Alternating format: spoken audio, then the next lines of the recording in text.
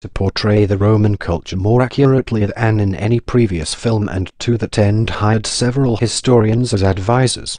Nevertheless, some deviations from historical fact were made to increase interest, some to maintain narrative continuity, and some were for practical or safety reasons.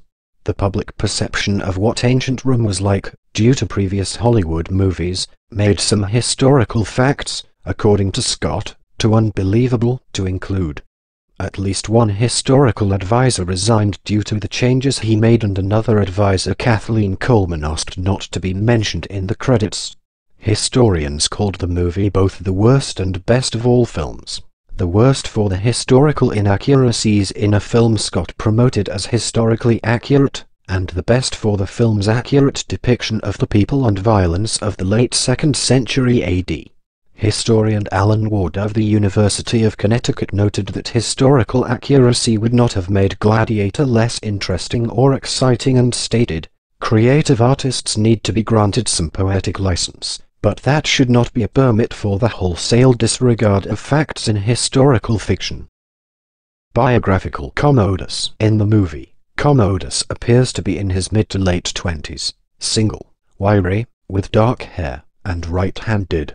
In reality, he was 18 when Marcus Aurelius died, was married to Brata Crispina, had a strong physique, natural blonde curly hair. He also coated it with gold dust and was left-handed. He also liked to appear as a gladiator quite frequently, whereas in the film, he only does once and is killed. In the movie, Commodus dies shortly after Marcus Aurelius, whereas he actually died in 192 AD.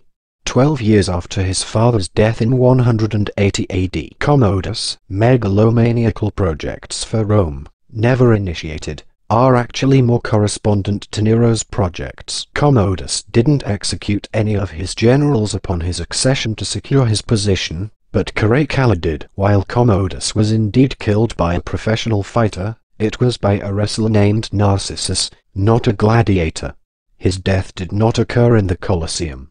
He was strangled while bathing. Commodus lived from 161–192 AD, but Maximus of Hispania, a Roman usurper, died in 422 AD, although being effectively executed in the arena by Emperor Flavius Honorius as an example for rebellion.